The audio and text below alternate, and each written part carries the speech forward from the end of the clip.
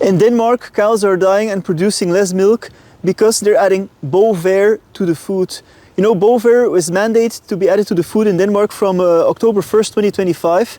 And now farmers are reporting that cows are like, producing less milk. Some cows are even sick. They have to euthanize some cows. And the farmers think it's Bovaer. So now they launched an official investigation into that substance.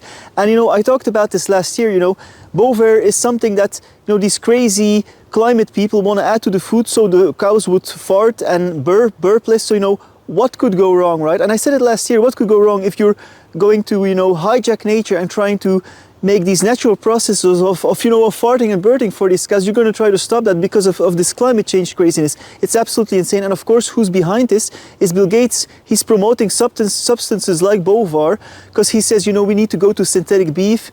We need to stop, he says we need to make the cows stop farting and burping. He literally says that. So it's crazy. And now you see it's mandatory to add Bovaer in all the farms in Denmark.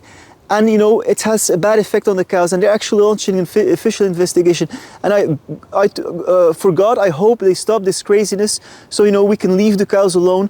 We can stop this meddling with nature. Because in the end, it's an agenda to try to attack us, to dehumanize not only the animals but also us, because the Bovaer gets in their tissues, we eat it, and actually Bovaer has been proven to attack human fertility. There's a substance in it called 3-NOP that attacks human fertility. So this is part of this transhumanism and trying to create synthetic humans, to try to create babies in labs and all that stuff. I mean, it goes way bigger than this. But this is why Bill Gates is behind it, because it's part of this transhuman agenda, this elite agenda to, basically take over the evolution of humanity.